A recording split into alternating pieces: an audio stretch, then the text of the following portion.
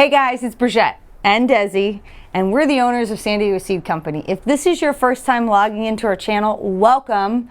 We own a small seed company that focuses on regionally adapted seeds for zone 9 and 10.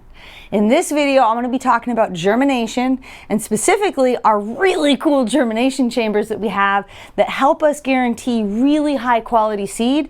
And it's part of what sets us apart from other seed companies. So this isn't just about what we do as a seed company and our awesome equipment. It's about what germination is and understanding the actual fundamentals to make your germination happen better and quicker. All right, so if you watch this whole video, you're gonna understand what germination is at the core and the key tips you can use to make your germination happen at home more consistently, quicker, and better.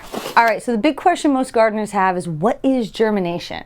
Well, if you are a new gardener and you're starting seeds, the first step in that journey is to get them to germinate. You get them to germinate, you grow them up to a nice size, and then you plant them out in the garden. It's 3 major steps that you have to follow to be able to start your seeds successfully. Now, spoiler alert, we have tons of videos on this, and we also do seed starting workshops all year long in San Diego and online that you can join. But let's talk specifically about germination. So what's really incredible about seeds is when you hold them in your hand, they're living, respiring organisms, meaning that they're passing oxygen through their seed coat. They're literally alive. If you could hear them, they're saying, wee! I don't know if that's what they're saying. They're saying something. They're alive. They're living. And that's part of the reason why seeds have a shelf life. They have a time period when they grow really well, and then as they get older, they decline in their vigor and their germination rate. And the reason why I picked these specifically to show you is because these are pumpkin seeds. And as you know, you may have eaten pumpkin seeds before, or sunflower seeds are very similar in the sense that you break the outer coat off and you eat the inside. Now that outer coat that you're breaking off is the seed shell or the outer coat. That's what you have to break during germination process to get the inside to actually germinate and break through so you can see the cotyledons. Now this process is relatively simple in that you need 2 things. You need good temperature for that specific crop and you need moisture. Now that's all this machine does basically. I love this thing so much. So these are my 2 beloved germination chambers. And what do I do with these? Well, interestingly, I don't actually start seed to germinate to plant out into the garden. This is all about quality control.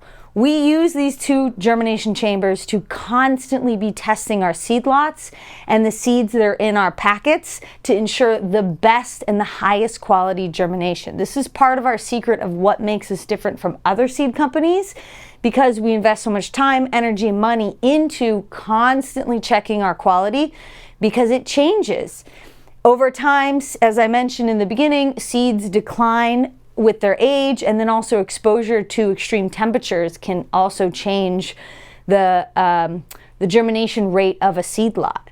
So let's jump in, let's open it up, and you can see what I spend like a massive amount of time doing every single week. So inside here is basically a chamber, and it looks really fancy, but it's super basic.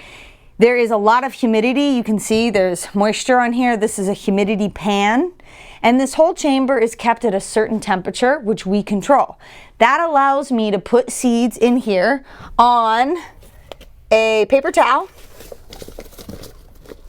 We basically just take a paper towel, we put it on recycled takeout trays. We love recycling stuff. We put moisture on here, put the seeds on, and we stick it in here, and then we wait to see how long they germinate. Based on the crop, that tells me their germination rate, basically how good they are. Now, no matter if you're a beginning gardener or you've gardened your whole entire life, it's pretty easy for you to take a look in here and see what's doing really well and what's not. So, boom, here's a good example.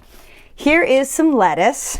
This is our Paris Island, and we constantly germinate or do germination tests on our lettuces and our onions and our peppers, in part because those 3 crops are really tricky. Lettuce and onions in particular have a very short shelf life. So what I mean by that is within a couple years, lettuce seed can really decline in its quality. And so we got to keep testing it to make sure, is it still good? And we test both the packets that we sell and the bulk seed that we have. So we're really doubling up on our quality control. Now, this is very simple to look at and see, wow, I don't see very many seeds that are on here that didn't germinate. You could see a few, but for the most part, all of these germinated. They're really tall and strong looking. They really got big quick. This went in on the 7th of April and it is the 17th of April. So you can see within 10 days, we got really quick, good germination. Now I actually would have pulled this much sooner, but I left them in for the video because I wanted to show you guys. So this tells me that this is a really good seed pack. It still has very high quality and we can keep it in circulation and we can continue to sell it. So as I mentioned, we germinate onion seeds a lot because they just they're very quick to decline in their quality and they're tricky seed. So here's an example of one that went in on the 7th and we have very little germination. You're starting to see a little bit of mold growing. This is cause for concern. This is when I need to start investigating and deciding, do we pull these seeds or do we look for another lot and find if we have something fresher and better to sell? Unfortunately, as a seed company, there's always waste, and we toss hundreds, if not thousands of packs every single year that don't get sold that have low quality seed. Our goal as a seed company is to keep you in supply of high quality seed so that you know that's at least one thing you don't have to worry about in gardening, which is very difficult. You want your seeds to be good so you can get them in the ground and know they're going to germinate. So we've got tomatoes or black knight scabiosas that were germinating. So this is actually seed that came from our farm. You can see that some things get really wild very quickly. This is some squash that got out of control. I should have pulled it sooner, but again, I kept it in for the video. And so these chambers are basically constantly full of me throwing in seeds that I either have concerns of the germination rates, or when a customer emails me and they say, hey, I couldn't get the seed to germinate, I take that very seriously.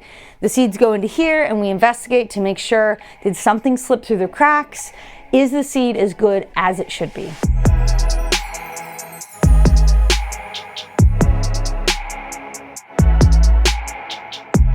Okay, so what does all this mean for you if you're not a seed company? Well, this chamber does exactly what you should be doing at home. It's holding a relative temperature that is conducive to germination for that particular crop. And you'll actually see on the front, I've got a little list here. Now this is in Celsius because the machine is set in Celsius, but we have these on our website. You can print them off. Basically, a quick Google search can tell you what temperature is the optimal temperature to get a seed to germinate. Your goal is to hold the soil or the air around that seed at that temperature and then provide adequate moisture. You can see in all of these that this paper towel is very moist. And then I even have, there's a tray down below. You can see the humidity on here. As I mentioned, seeds require moisture to break their seed coat so that they can grow.